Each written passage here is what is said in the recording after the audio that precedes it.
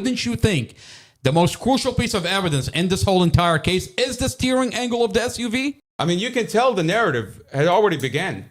Prior to looking at the accident reconstruction, prior to interviewing the children, prior to figuring out that this car had brake failure, prior to looking at the dash camera, prior to looking at anything, they're already conducting this narrative that we're going to pin this on this man one way or another, whether it's DUI, whether it's anything. When DUI failed, they moved to the next step. This has to be abuse. When abuse fails, this has to be premeditated. It's like they keep jumping. As the facts come out, the narrative changes. As the facts come out, the narrative changes. They conceal the accident reconstruction. They won't allow anybody to touch the cars. They exclude the steering angle from the Suburban that hit Mustafa. Especially when the investigator on scene is saying that Mustafa cleared all the vehicle, made it to the fourth lane, and the SUV is the one that turned into Mustafa. Wouldn't you think the most crucial piece of evidence in this whole entire case is the steering angle of the SUV? And you know that. But instead, they exclude it out of the data recorder. I've got a body cam where he tells the other investigator,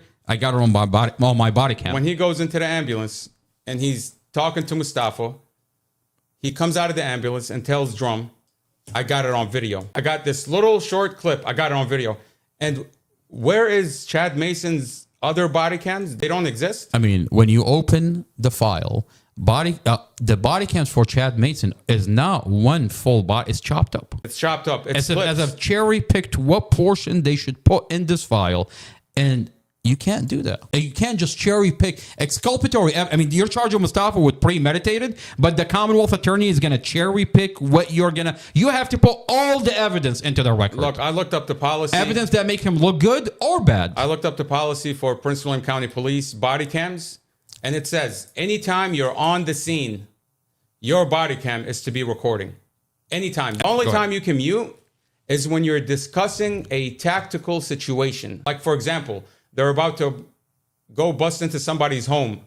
Okay, they have a warrant. They're going to bust into a home, and they're discussing tactical maneuvers of how to get that person. That's the only time you can mute, is when it compromises your tactical plan. But there's none of that here. And all you see is every officer, they're muting, they're unmuting.